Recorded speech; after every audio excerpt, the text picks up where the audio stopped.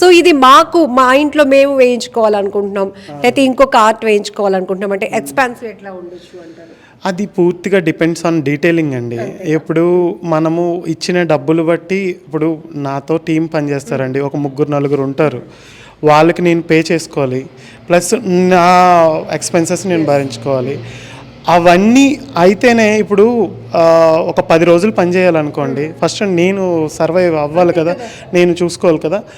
అవన్నీ ఇప్పుడు నేను ఇంకొకలా ఉంటుంది, అదే అమౌంట్ మంచిగా ఇచ్చారనుకోండి, ఒక ఒక రేంజ్లో మనం చేయగలము, ఇంకా ఎక్కువే చేస్తాము. అదే అంటే నేను అంటుంది, ఎప్పుడైతే ఆర్ట్లో నాకు బార్గెనింగ్ ఉండడం అనేది కరెక్ట్ కాదనిపిస్తుందండి. ఎందుకంటే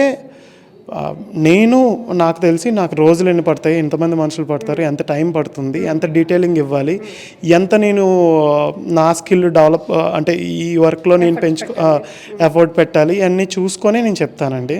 ఎక్కువ చెప్పను, తక్కువ చెప్తే నేను ఇబ్బంది పడతాను, ఎక్కువ చెప్తే చూసుకునే వాళ్ళు అంటే వాళ్ళు సాటిస్ఫై అవ్వరు. కానీ ఇది నాట్ ప్రింట్ తీసి జస్ట్ ఒక గోడ పైన అంటించేది ఒక రోజు 2 రోజులు పని కాదు కదండి, చేత్తో చేయాల్సిన పని.